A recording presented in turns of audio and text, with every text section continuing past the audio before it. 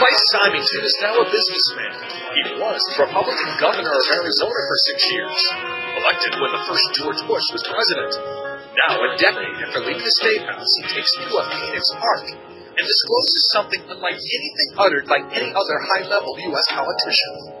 If you had been here 10 years ago and standing out here and looking up there at the lights and the view, you would have been astounded. You would have been amazed. Governor Symington is referring to what is now known as the Phoenix Lights, an object videotaped by many and seen by thousands over several nights in the Arizona sky in 1997. Major sighting here. It was described by witnesses as larger than a football field and silent. It was a giant V, all right? And the right side of the V went over us. The left side was like a couple of blocks over it. We just didn't know what to do. You know, it was just like, my God, how big is this thing? The great state of Arizona, Bryce Symington. The former governor, a Vietnam Air Force veteran, had never publicly acknowledged seeing it until now.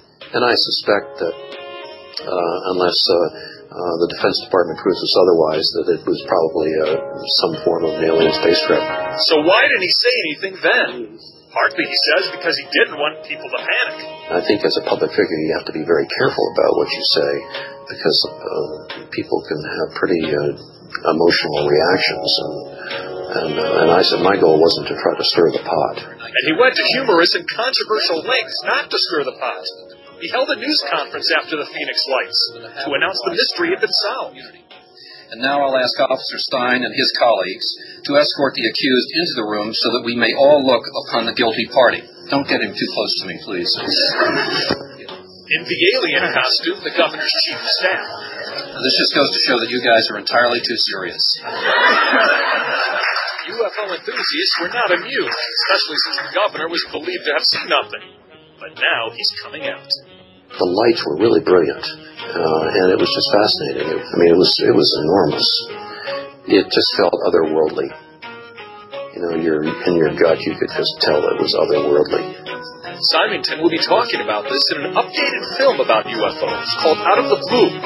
He has also talked with an organization that wants UFO information more out in the open. It's very significant that someone of the stature of a governor would come out and say that they acknowledge that they experienced a UFO, because it brings a lot of credibility and strength to the case.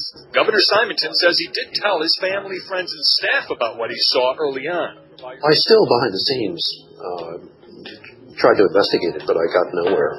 So what were the Phoenix Lights? Well, frankly, we don't know. What we do know is that it's as much of a mystery today as it was a decade ago.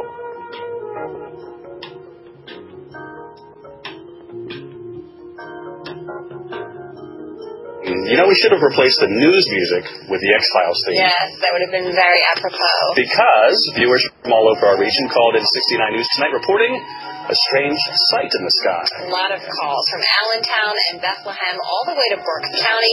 Everyone calling in describing the same thing. So WFMZ's Stephanie Esposito joins us live now in Bethlehem Township with more on the details of that story. Stephanie. Hi, Don and Karen. Well, at first we thought it was a joke, but so many people described it the same way. Many of them believed that what they saw tonight in the skies was a UFO. We were just walking and talking, that sort of thing, and I kind of looked up in the sky. There was a big white, like an orb, almost like a tiny planet, and all of a sudden this big ray came out of it, like it was all white. And all of a sudden there was a beam that came down from it. It was white and bluish, and then all of a sudden it just looked like the sky sucked it up and the sky just closed. Reports from Bethlehem to Berks County. All I keep thinking of the movie E.T. Something unusual took place in the sky tonight. I would never have had time to take a picture of it. It was just so... It disappeared. It disappeared. The sky ate it.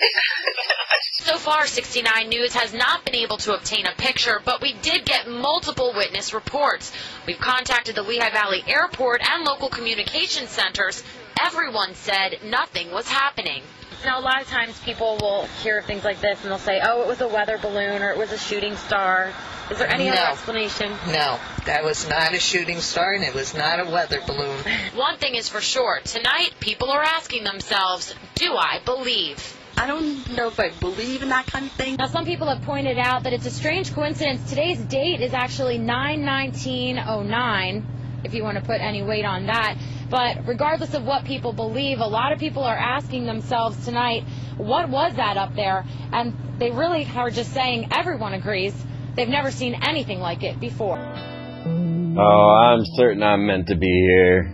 That's really what keeps me going, is the whole concept that I know I'm just on an astral trip here on planet Earth, and that's what really allows me the freedom to make changes in my life, because we feel we've fallen into a system that's been crafted here and that we're stuck in this game of life, but it's really just a mind trip. And if we can all turn our minds around and find that we chose to come here and use this time on planet Earth to the best advantage that we can do, instead of just getting by, having a job, doing what's necessary to live in this game of life, this monopoly that we're stuck in, and start to branch out and break free with our own minds to expand and explore a new reality that we could craft and actually do something with our current incarnation here on planet Earth.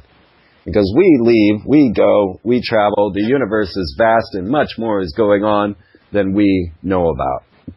And we're going to get into this idea, the understanding of blue beam, how the extraterrestrial connections come into civilization, how this all will unfold. I think this is really my true spectrum of reality that I've been waiting to get to. I've been waiting for reality to actually catch up with the Freeman perspective. And if you guys like what I've been putting together here, you like these little song news montage, check out Radio Freeman. You can get there by going to freemantv.com or go to the freemanperspective.blogspot.com and check out Radio Freeman there. I have them all backed up, archived, ready for podcast.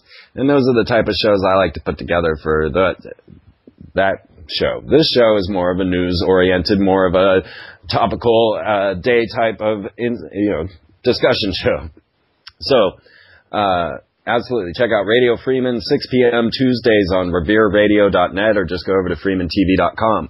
And you guys have been wonderful to me. You've really been showing me your love and support. I know you all like me and want to keep me on the air. So, spread the word. Spread the word about freemantv.com. Put me in forums, blogs, wherever you can. Get driving some traffic over to my site. Because in all these, now 5 years that I've been doing this, I've never thought to ask for sponsors or things that might pay for all of the things that I'm doing to try and keep this show together. So I leave it up to you, and maybe that's too much burden for you. I don't know, but you've been doing great, and thank you all for all your support. I know that you love me. And if you want to add and make a donation, you can just go to freemantv.com, drop a donation there, or the freemanperspective.blogspot.com, or any of my sites really, YouTube or MySpace. Or you can drop it into P.O. Box 4051, Austin, Texas 78765. That's P.O. Box 4051, Austin, Texas 78765. And just make it out to Freeman. And this all will come right back to you, I promise, because I have tons and tons of footage that I want to release, I want to show you, and it all has to do with this extraterrestrial origins of humanity. So help me get this done for you, so that as this Blue Beam project and this next step of evolution, alien contact, comes into being, we might have a little background knowledge to fall upon, and that's all I want to do. So thank you again for all your help, and we'll pick this up on the other side. This is the free zone. There are a lot of stories I could be covering on the show today. Certainly the shooting at Fort Hood would be one to definitely lead right into mind control, and I will be getting into a little bit of that with later on in this hour.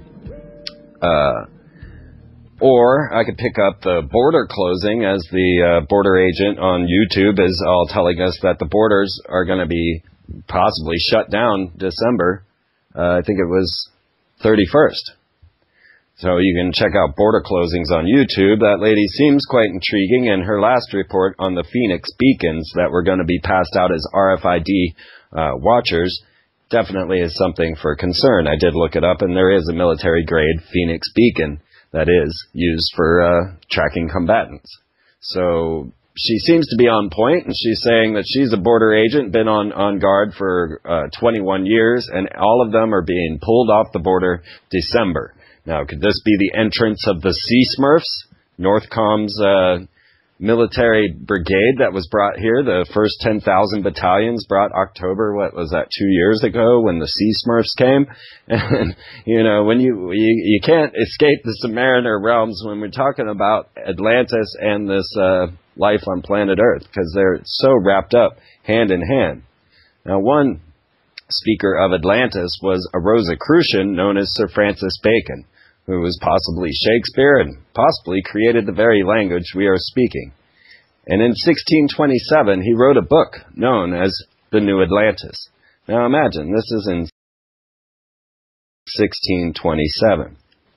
Now, in it, he outlines the House of Solomon. Students could come, or it was a hidden civilization of high technological advancement that would send out ships to gather the new technological advancements going on in the other nations, bringing them back to their wise house where they were ruled by an oligarchy of priestcraft. And this new Atlantis was a spot where they had some curious items. And I thought I'd go over a few of the things that Sir Francis Bacon listed in New Atlantis in 1627. He goes on to say that I will set forth unto you the end of the foundation. Now, the end of the foundation of Solomon's house was to come as the knowledge of causes and the secret motions of things and the enlarging of the bounds of the human empire to affecting all things possible, including a type of eternal life.